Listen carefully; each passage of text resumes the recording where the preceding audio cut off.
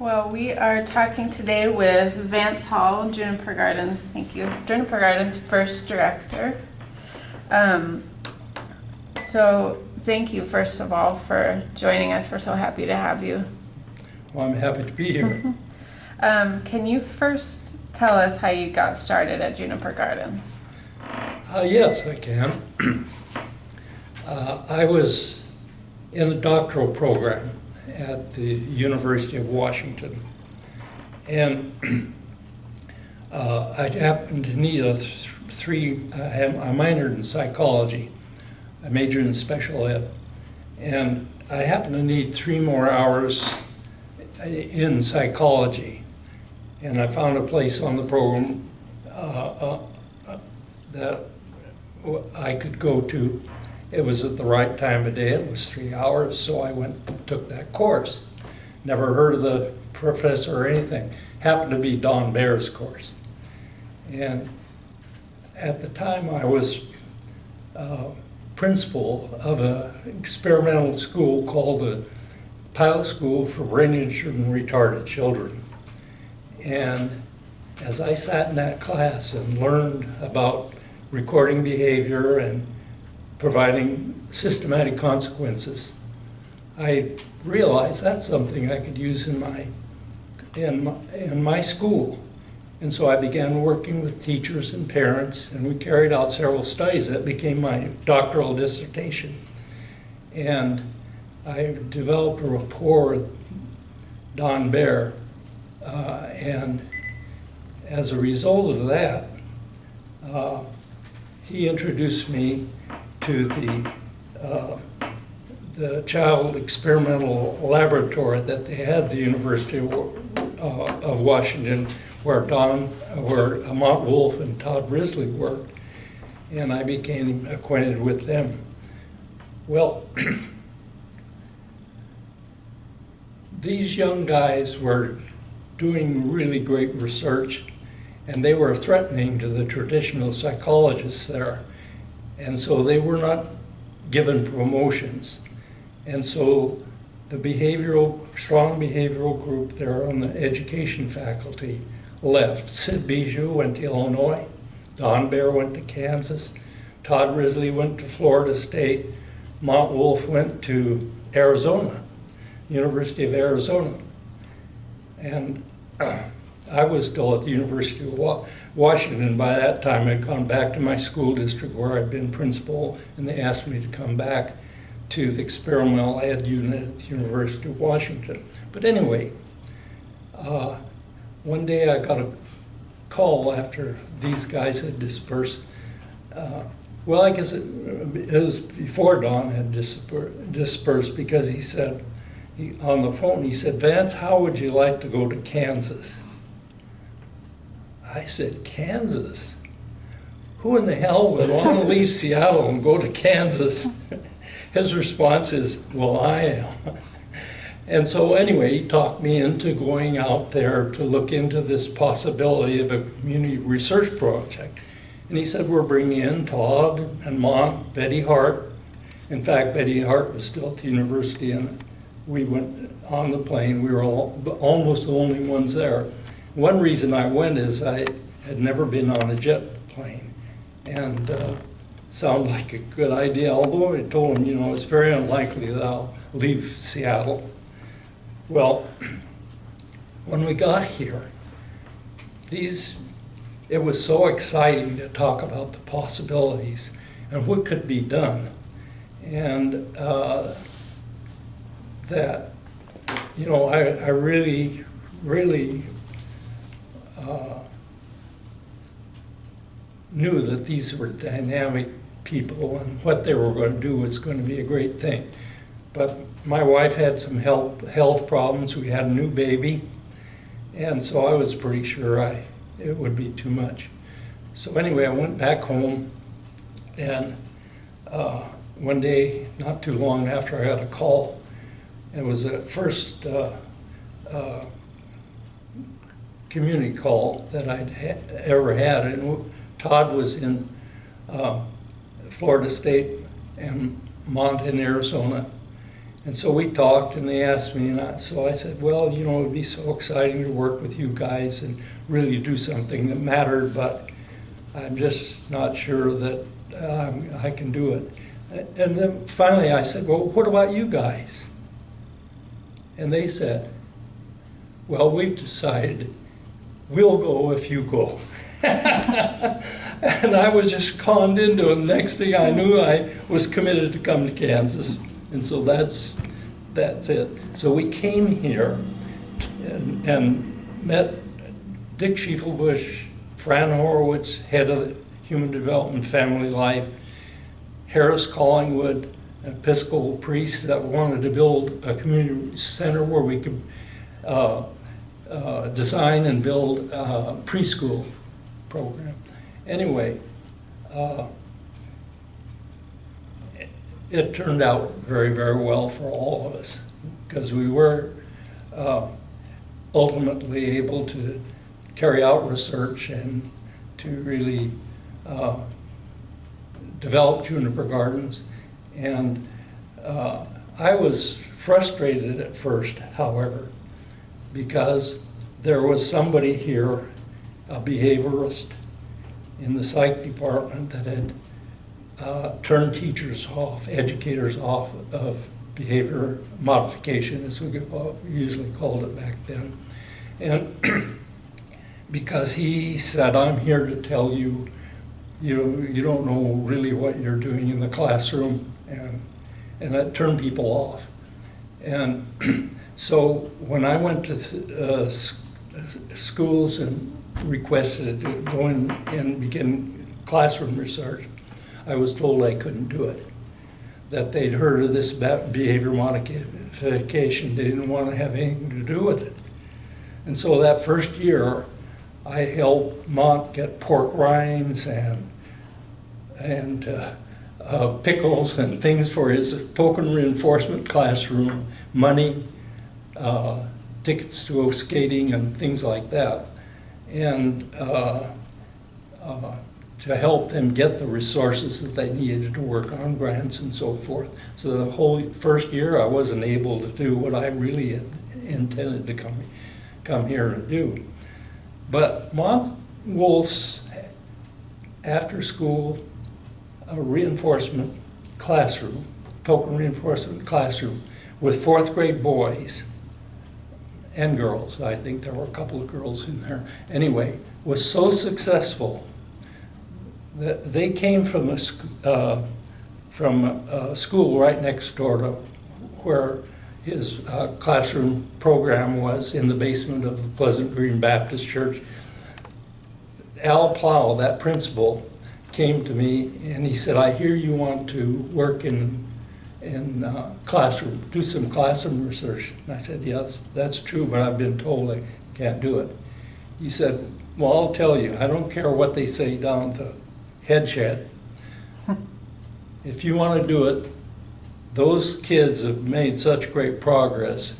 You come to my classroom and talk to my teachers, and if any of them are willing to work with you, you can do it. And so that's how I got a start, and carried out one of the first studies ever done in an elementary or in a public school classroom using systematic behavioral procedures.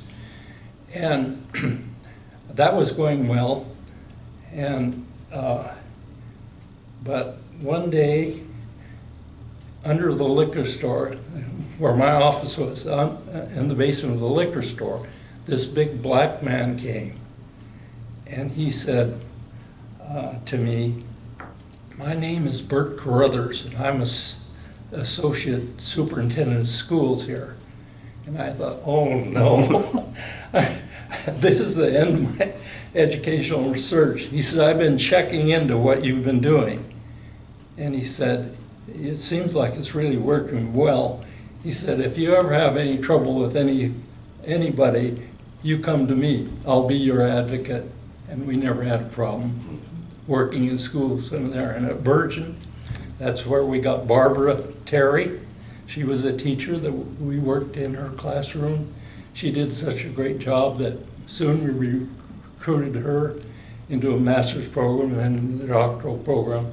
And that's how we found many of the people that later became graduate students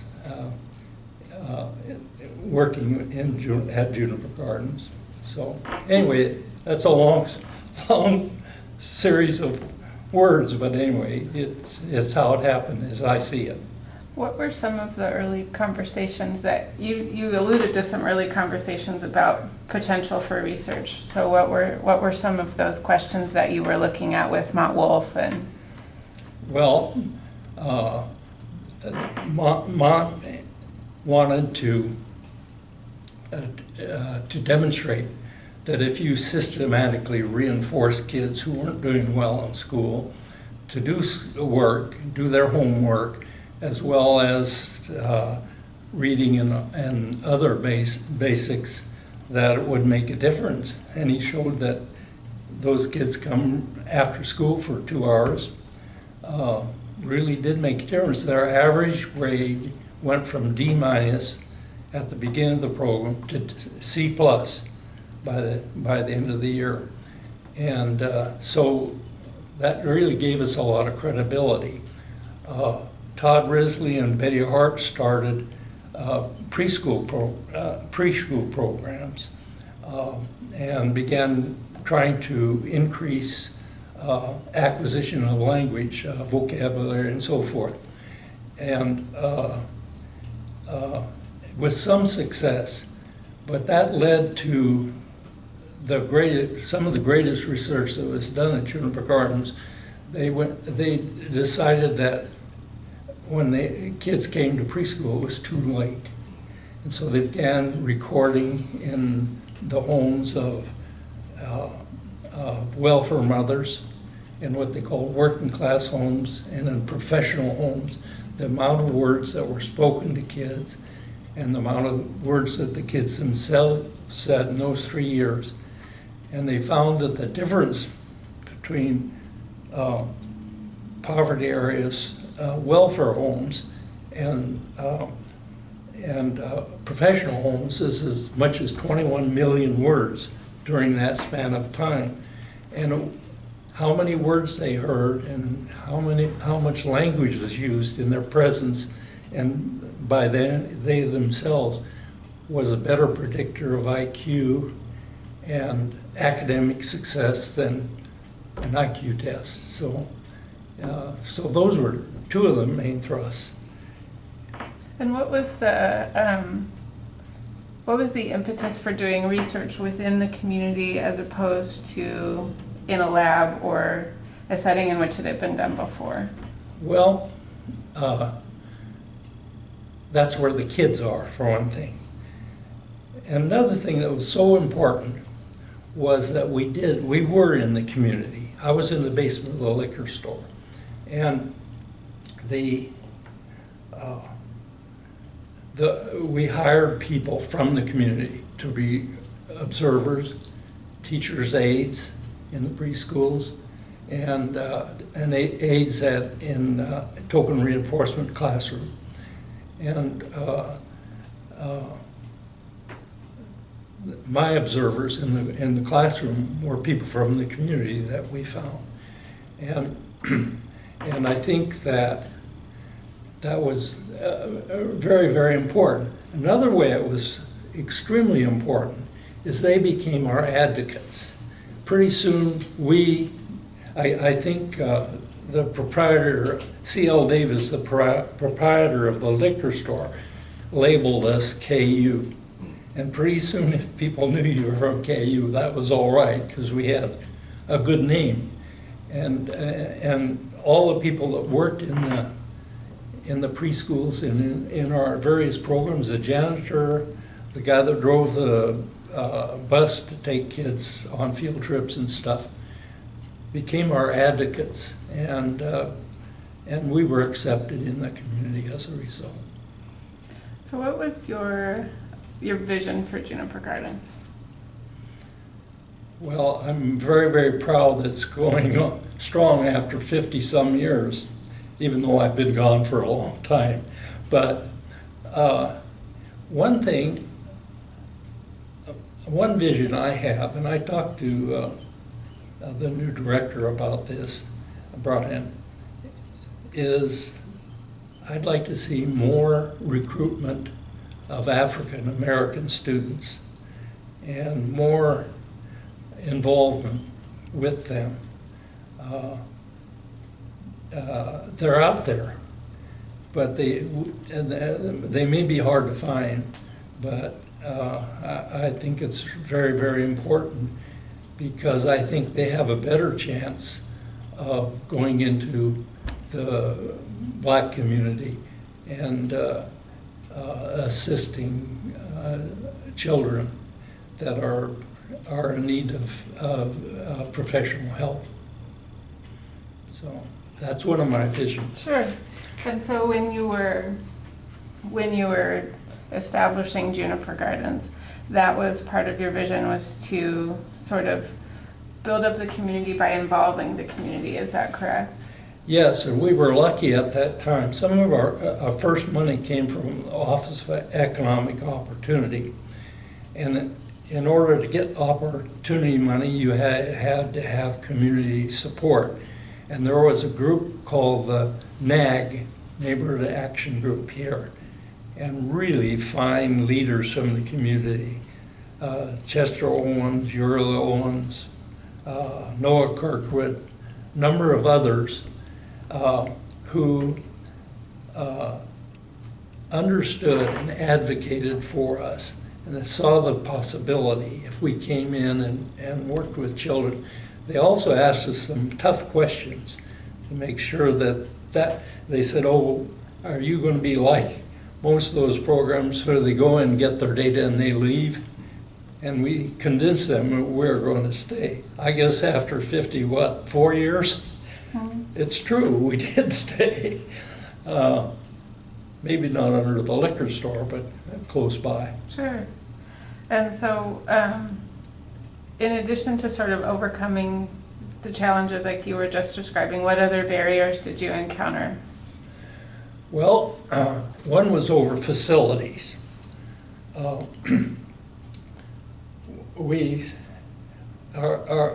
Our first programs were in the community center at the Juniper Gardens Housing Project, and Pleasant Green Baptist Church, and another church on 3rd Street nearby. And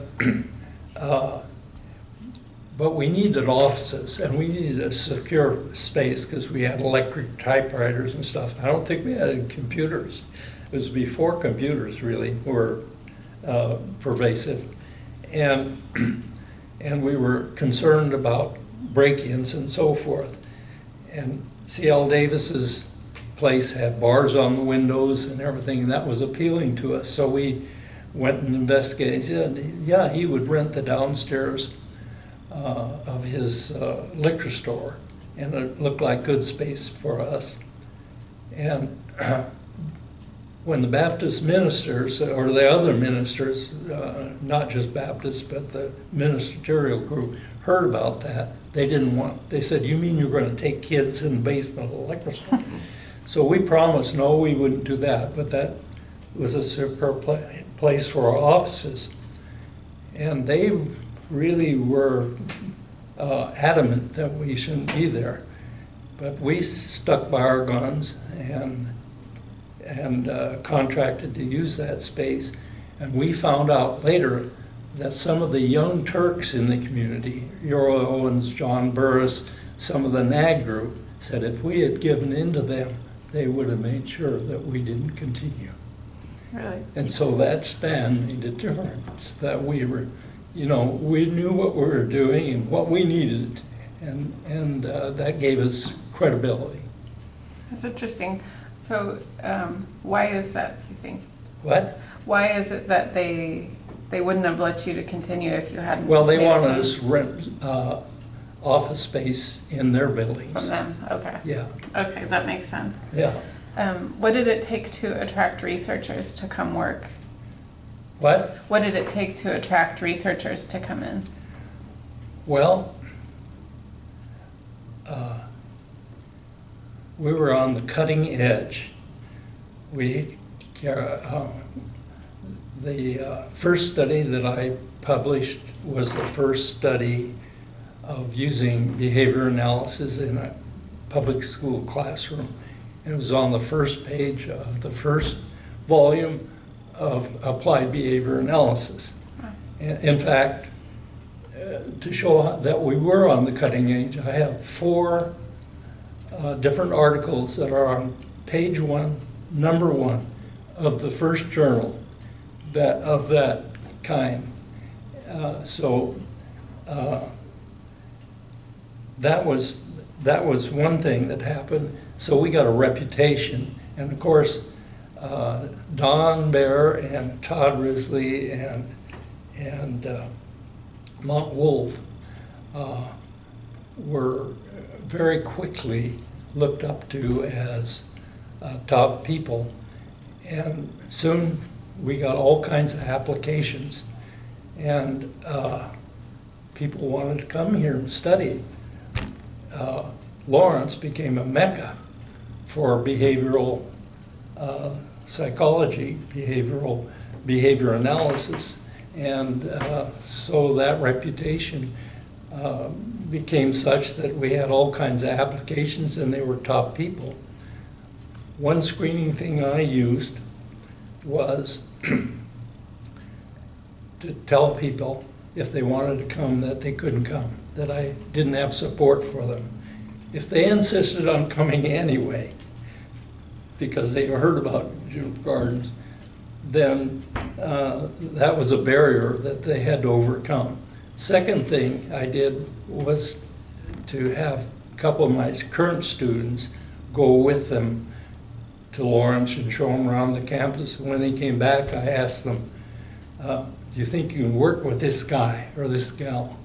If they said no, it was true. If they said yes, then that was a big step forward. I never looked at GED records, but I looked at their work record. What had they done? What were their recommendations from wherever they had been working? And those were critical steps for a graduate student to come work. Mm-hmm. And then, so after this initial phase of work, were there challenges associated with keeping this place running? Of course, and fortunately we had Dick Schiefelbusch. He was a master at site visits. He had a history. He had taken a lot of debate, I guess, in high school and college. He could listen, understand what the question was, and respond to it. Mont and Todd were really good at it too.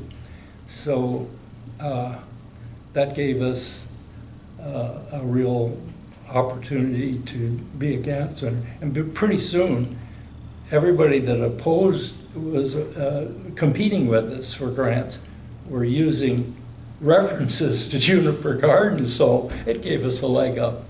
And that made a real difference, I think. What kinds of venues was Dick going into where he was defending the work? Well, he had a way of letting them know how important it was to this community, as well as highlighting. We had data to show, and but Dick was instrumental, I think, in we learned from him, and pretty soon some of the rest of us were pretty good at site visits as well. So how did the research begin to evolve from that point?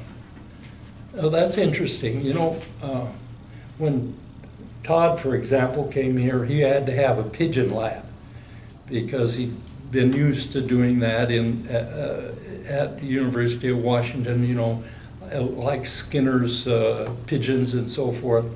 And he thought that was something he really wanted to do. But after a year or so, he realized it was much more interesting and more important to focus on working with kids and carrying out the programs. And, and well, let me give you an example of the kind of thing, how how research developed. Alva Beasley was a parent whose son was having a lot of trouble with spelling. And some way we got word of it. And Marcia Broden, my first research assistant, went in and worked with Derek, her son, and Alva, and set up a program so that he wrote, mother gave him the spelling words, and he would write them. If he got it right, he got, I think, 2 points. If he got it wrong, then she would have it, correct him, have him spell it 3 times, and he'd get 1 point for that. So he tried to get as many points as he could. And the reason, so he wrote words, and then once he'd written them, he wrote them again and again during the 10 or 15 minute after school tutoring program. And the reason that Marcia devised that was that we'd done observations in the classrooms, elementary school classroom, and we realized that some kids wrote them when they were tested on Monday. You probably remember how you used to do that. And then some of those kids never ever wrote those words again until Friday. They maybe divided them in syllables, did other kinds of things, but they didn't really practice spelling those words. And so this vastly increased the practice of spelling. And it was very, very successful. Soon he got 100 on his spelling test every week. And also we realized Alva was a very bright gal and recruited her, and she became part of the Juniper Gardens staff here, as you well know. Well, Joe Del Quadri, another graduate student, saw what she had done. And the light went off, and he said, I'm going to do that in a full classroom. So he took, I think, a 4th grade class, divided up into half, had 2 teams, and then had kids within the team give words to each other and correct and use the same kind of procedure. If they made a mistake, they had to rewrite them and write those words several times during every spelling period. We had classrooms, 4th grade classrooms of the inner city. Everyone got 100 on the Friday test. I taught 5th grade in an upper middle class area in Seattle. I never ever had everyone get 100 on the spelling test. So it was class-wide peer tutoring that Joe helped develop, and then transferred into reading. Same kind of procedure to increase the amount of reading kids did in the classroom. So you see, one thing led to another, and that happened over and over. That is a good gateway to sort of the next question about how, or who do you consider to be some of the most important people in Juniper Gardens history? Dick Schiefelbusch, Mount Wolf, Todd Risley, Betty Hart. And then I think, in a way, some of the grad students that went out, we had students that became leaders in communities all across the country and other places. The director of special ed in Panama was one of our students. The head of the psych department at the University of Mexico was from Juniper Gardens. The director of special ed at the University of Texas, the largest special ed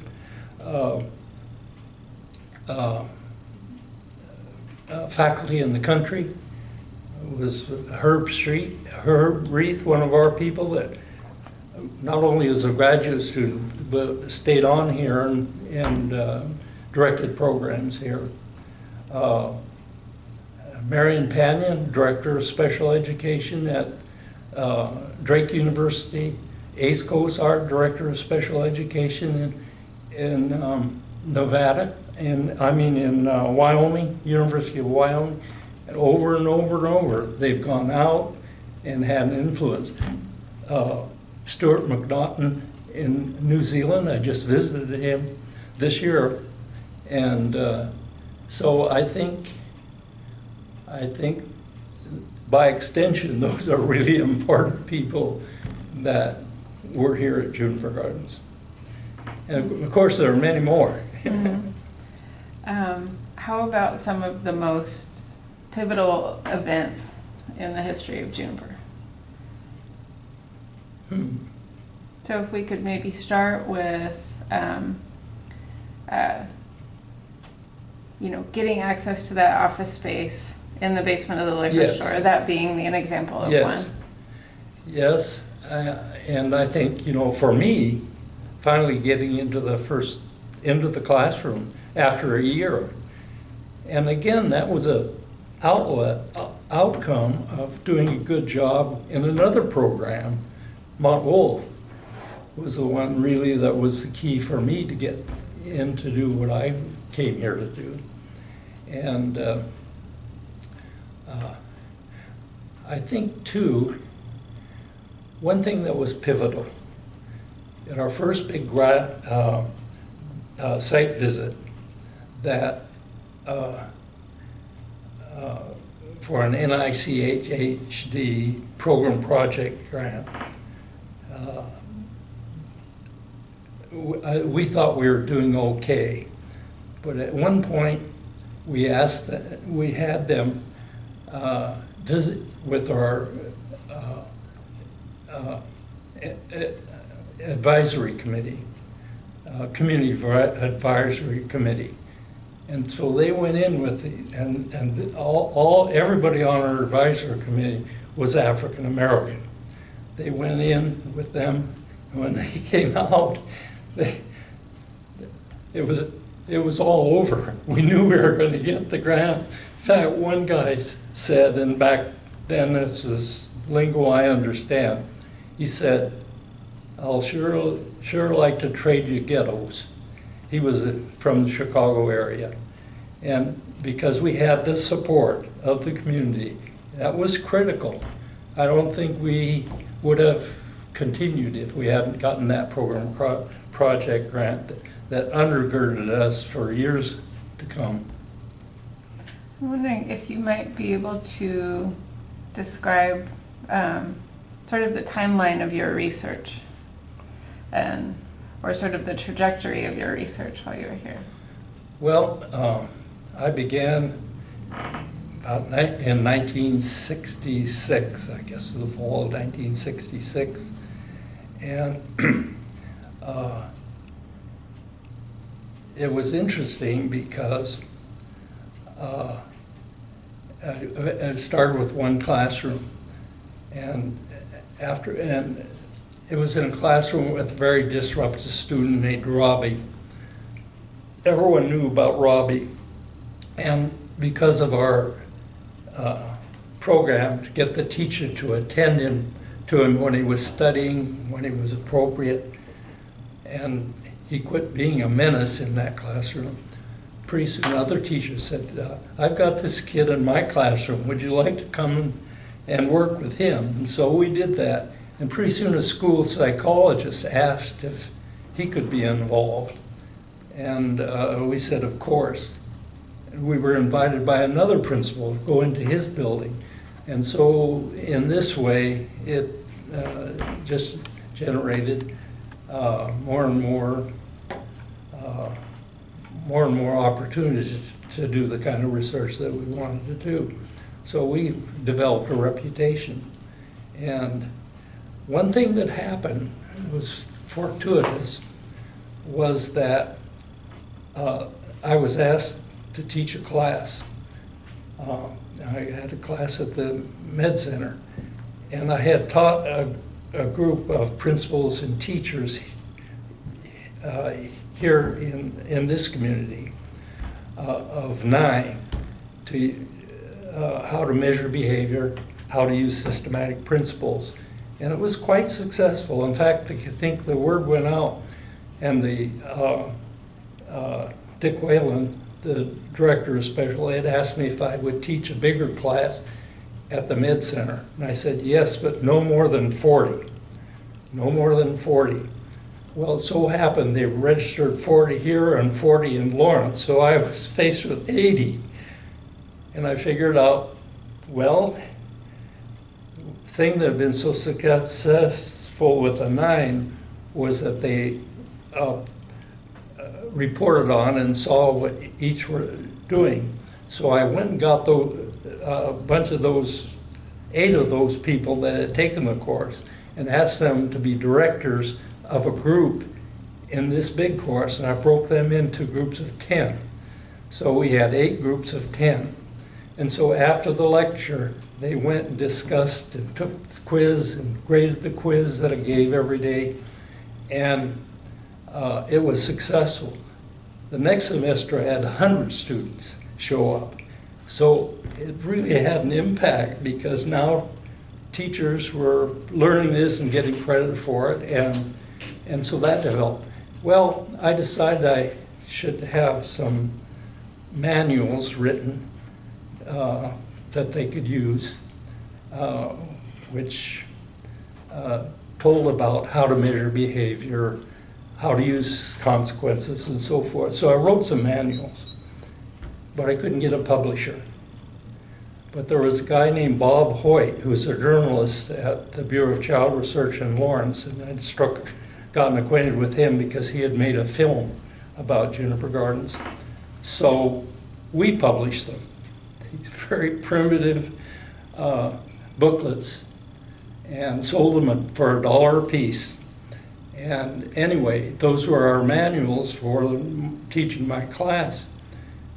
Pretty soon they were selling, and the next thing we knew, other people were sending us behaviorists that we'd been acquainted with were sending us manuscripts. And the next thing I knew, the H&H Enterprises was born, a publishing company that Bob and I had, which we operated out of our homes at first. And it became really a very successful operation. Finally was born by bought by ProEd down in Austin, and some of our publications are still in print. So many, many people have been introduced to behavior analysis through those booklets. 3 of them have sold over 750,000 copies, because they've been used by my students and other people's students in classrooms all across the country. I had a quick question, Vance, about it's related to earlier. I was just curious what the dynamic was like when you all first got here, between, you know, like you had you and you had Todd and you had Mont. Like what did that look like in that first early? Well, actually, there was a director before me. Oh, okay. A local guy, and he was a great guy, and he helped get us entree in the program. But for whatever reason, it was threatening to him that Todd, especially Todd and Mont, would make demands. He wanted pork rinds, he needed all this stuff for his classroom. Todd was a pretty confrontational person sometimes, and they didn't hit it off. And so that first year, a lot of my energy was expended in trying to bridge the gap between Fred and Mont and Todd. Also, well, just almost everybody. Betty didn't get along with him either. So, that was part of the dynamic. That Dick did all he could to help bridge that gap to Dick Schiefelbusch. But so finally,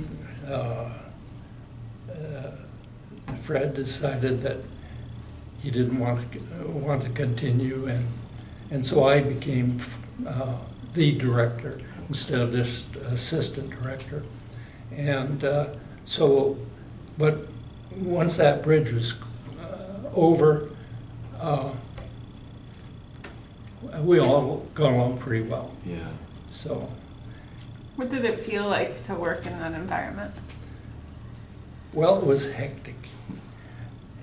Let me give you an example of something I learned. I learned a lot from observing this thing going on. And one day I was down in the office at the Med Center where the director had his office, and he got a call from Todd Risley. Todd Risley needed some money,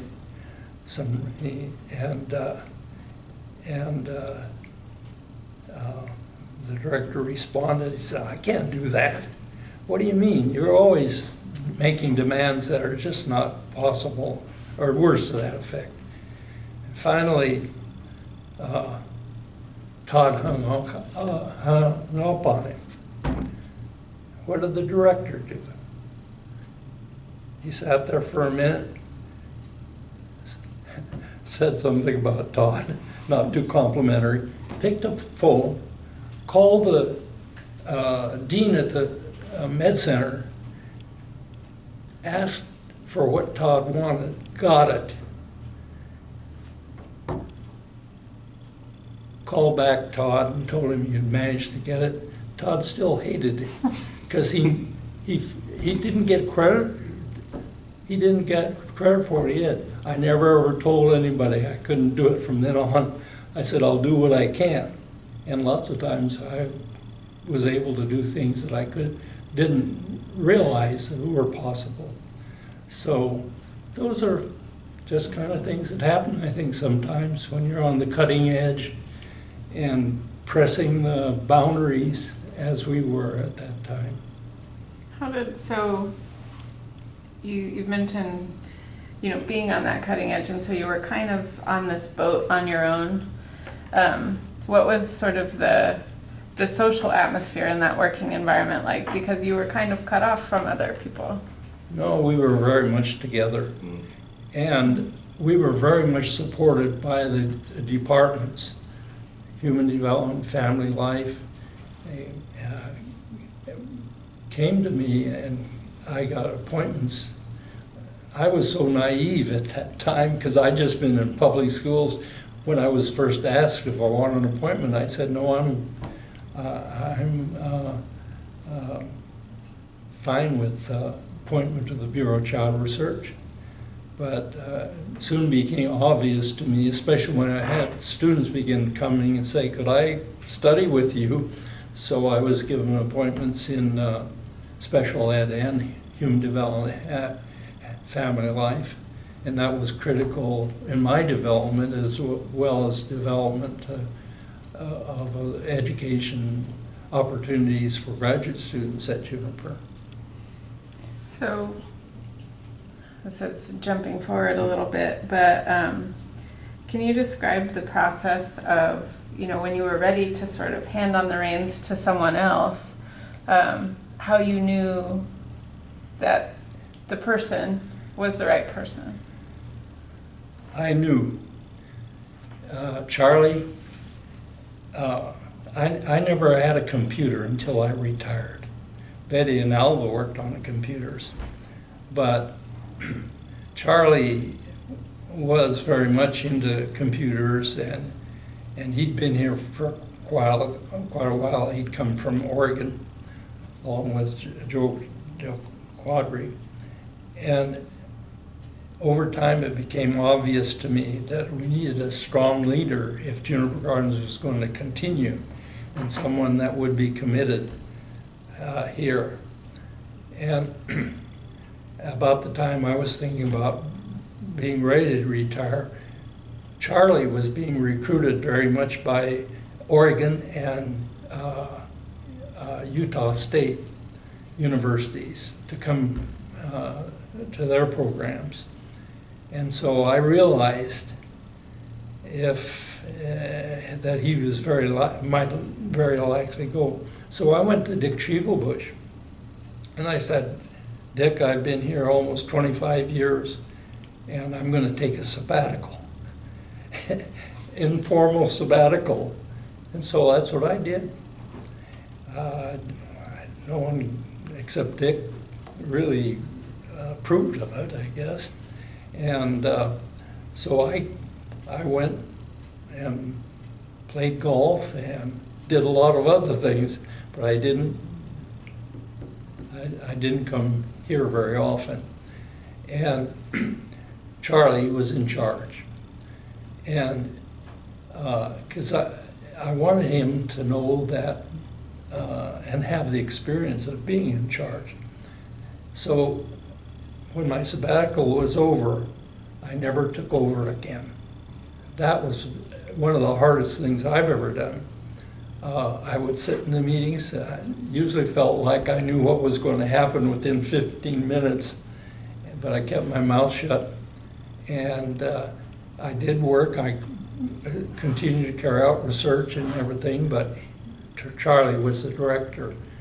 And so in a couple of years then, also I got an academic appointment for him. So he knew that he really would be director and would be, and I think that was an important process, and that made the transition go pretty smoothly. And of course, he's done a wonderful job. He went on beyond where we were when I was here. And then we still have some more questions too, of course, but what would you, what kind of advice or what would you tell the newer generation of investigators here at Juniper? Good work. Do good work. Yeah.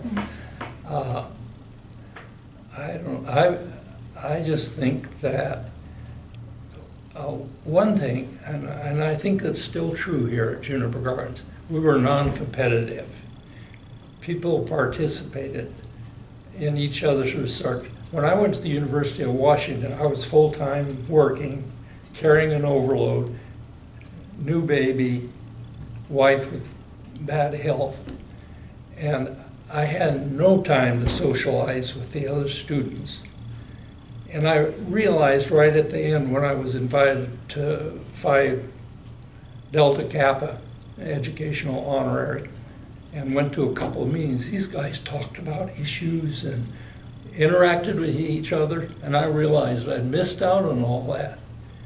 And so I decided when I came here that was going to happen to my students. And the fact that we were here and Lawrence campus is 35 miles down the highway, I decided to do something about that. So I started an informal seminar. And on Friday, after teaching a class, Friday evening, we went to Jimmy's Jigger. Class was taught in, my class was taught in at the Med Center. We went to Jimmy's Jigger next door, had beer and pizza, and talked about issues. And that's where my students presented the research that they were going to do, and the other students critiqued it, and it became a marvelous. In fact, this happened before too long. Students from Lawrence that weren't my students were coming to our informal seminar, probably for the pizza, but it was a really generative things that my students still talk about. It was the importance of that, and it got them so they were in this environment where they were helping each other. It was non-competitive, and I think Louis L'Enfant from Canada, who recently passed, as a matter of fact, was the first one to tell me. He said, Vance, do you realize there's no place like Juniper Gardens? I said, oh yeah, Louis. Yeah, such great, he's a French Canadian. You have such great, he said, no, you don't realize there's no place like Juniper Gardens. And since then, after 2 or 3 other students told me that, I realized there's no place like Juniper Gardens. So how can future investigators get to that place? So what do you think was so important? Was it the combination of the collegiality and the work? I think so. It was important. It was exciting. You could see the changes in behavior, and they helped each other. They, you know, everybody. It was a team. Became a really great team, I think, and that was just carried on. And I was fortunate in that people like Herb Reith, Joe DeClarde, Barb, Terry stayed here, and so they had been used to that kind of a thing. Dale Walker, they'd been used to that kind of a, what would you say, kind of a Environment. what? Environment. Yeah, of being a team together, and so they carried that on. And of course, Charlie was important. Charlie and Judy too were an important part of that. So you mentioned that the Juniper, the uniqueness of it. So, and it sounds like it's around the team and around cutting edge and this connection to the community. Are there other aspects of, this organization you think that make it different than, what you hear, what your thoughts are on other places that are doing research?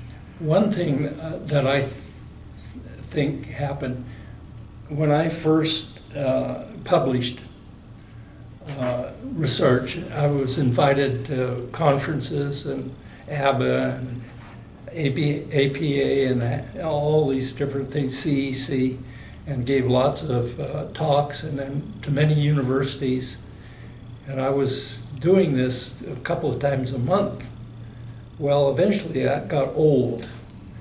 And so when someone would call, I say, well, I made it harder and harder for them, charge more and more for a retainer. But after a while, I said, I've got this great student, and he really knows a lot about this. I think you ought to have him come, because I'm booked, I can't make it. And so my students went out and gave the presentations. And also, I think that was important, and Mont and Todd did the same thing, that if a student carried out the research, they were the first author on the research. And they had the opportunities to go and make these presentations. Well, that looked pretty good on their vita. And if they went to compete for a position, they were way ahead of most graduate students right out, because they published, they presented at conferences, they've been, even some of them had written grants, and so it gave us a real leg up, and they got these good positions all across the country. Yeah. I think that was important. Yeah. Yeah, very cool. Is there, I think this is our last question here, unless you want to talk about location. But what do you think is the most important work that is a part of Juniper's legacy that should continue on into the future? Yeah.